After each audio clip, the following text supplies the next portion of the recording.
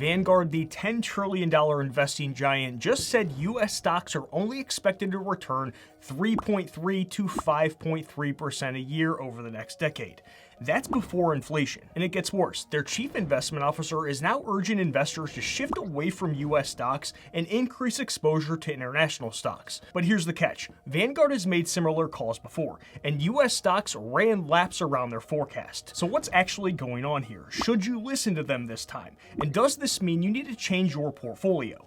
Let's break down what Vanguard is really saying, how accurate their past forecasts have been, and what you might consider doing instead. Vanguard's latest 10-year forecast isn't exactly optimistic. They're projecting US stock returns to land somewhere in the low single digits before inflation, barely keeping up with bonds in some cases.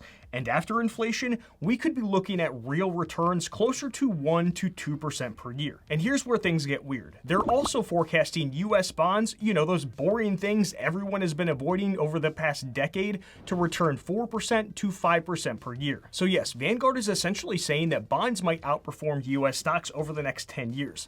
And when your model shows that kind of shift, it makes you wonder if your current setup is built to survive the next decade. That's why their CIO is now sounding the alarm. He's not saying to sell everything or that a market crash is coming, but to rethink whether you're leaning too hard into US stocks and ignoring better odds somewhere else. For Vanguard, the place that lives and breathes long-term investing, this is their way of saying, hey, maybe your portfolio is a little too US heavy right now. You might want to rebalance a bit. If you've spent the last decade enjoying your life instead of doom scrolling through forecast reports like I have, you might have missed that this isn't Vanguard's first time calling for weak US stock returns.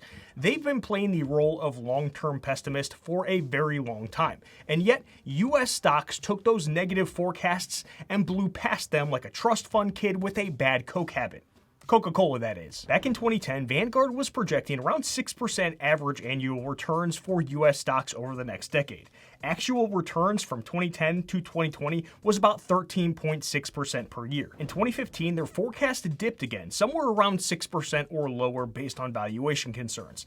Actual returns from 2015 to 2025 were 12.8% per year over that full 10-year stretch. By 2017, they lowered their outlook to 4% to 6% per year.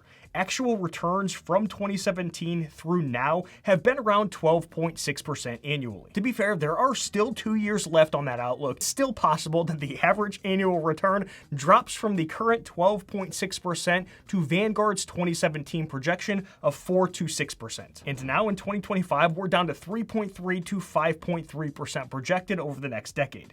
We'll see how that one plays out, but if history is any guide, you'd be smart not to bet the farm on it. So yeah, Vanguard has been calling for lower returns year after year to the point where they've become a meme. So this isn't anything new. In my opinion, the point isn't that Vanguard is dumb or trying to mislead anyone. Their models are math-based and the assumptions make sense on paper.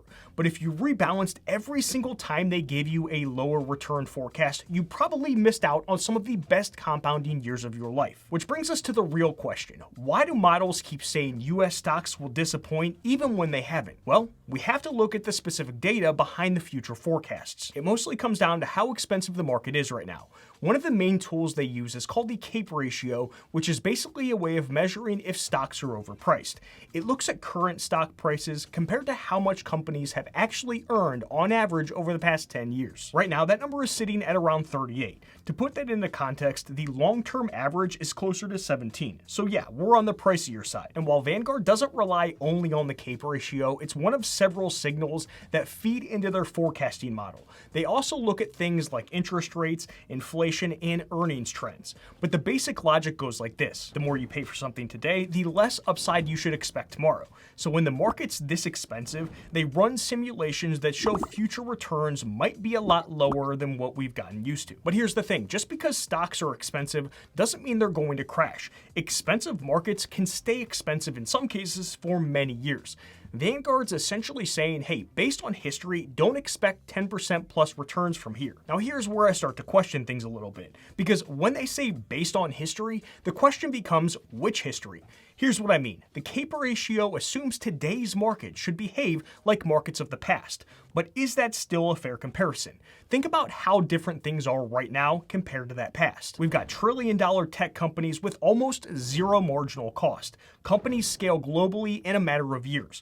Profit margins today are way higher than they were decades ago. We live in a world of cloud software, AI, automation, and consumers that shop from their phone while sitting on the toilet. So maybe the idea of overpriced looks a little different in today's world than it did in 1970. It's easy to blow it off by saying that the market is irrational right now and it's going to end soon. But in reality, the answer is that it's probably evolved. Now, I am not saying that that's definitely true because I have absolutely no clue and I'm not going to pretend like I do. This is just an observation from a random dude on the internet who lives in his mom's basement, so I would love to hear your thoughts about it in the comments down below. Hey, Ma!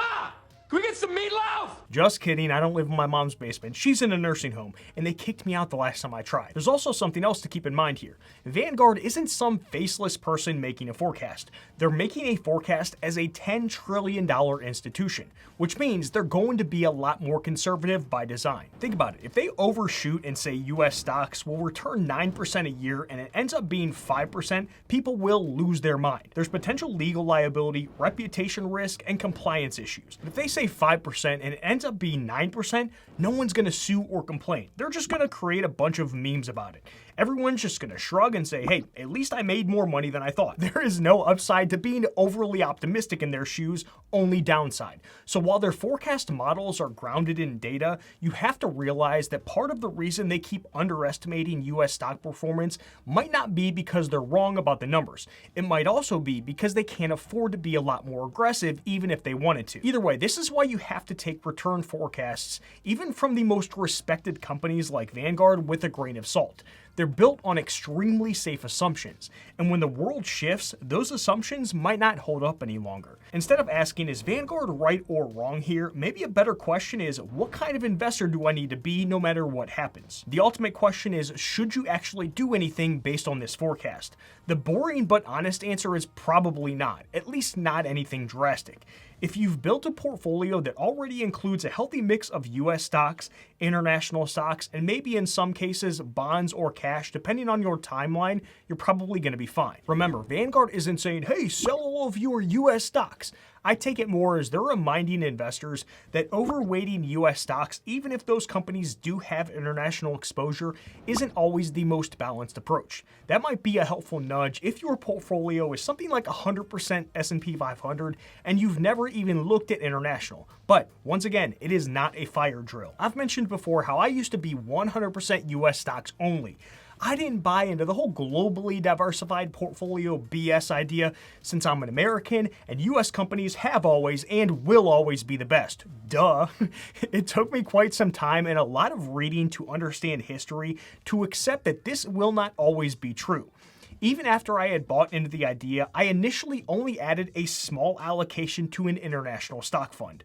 Once I felt a lot more comfortable actually holding it, I started to increase that allocation. Now, for all I know, international might continue to underperform US for the rest of my life.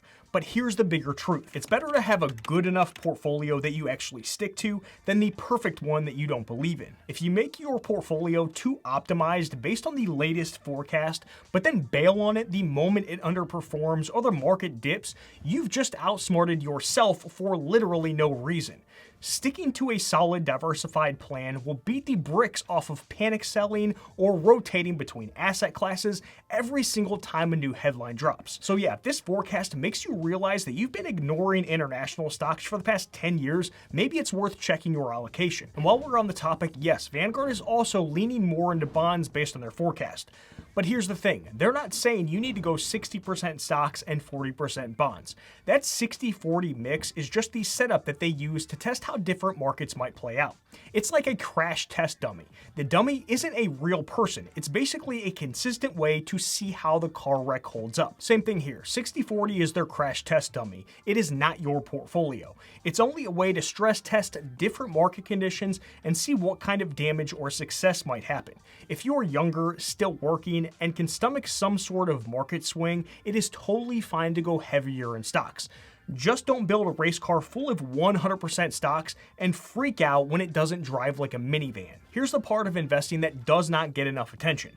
You can do everything right in your life with your portfolio and still fall short if you ignore the parts that you actually control. We obsess over whether to hold 10% or 20% international, whether our expense ratios are 0.04% or 0.03%, whether our returns will be 7% or 8%, whether Vanguard is right or wrong this time. Meanwhile, we forget that saving a little extra every single month or finding a way to bump up your contribution rate by 2 or 3% could have a bigger impact than all of those decisions combined. Here's what I mean. If Alex invests $500 per month for 30 years and earns an average annual return of 8%, he'll end up with about $679,000. Now imagine Carlos earns only 7% per year and he invests $600 per month. He'll end up with $680,000. So despite a lower return, he'd still come out even by contributing a little more.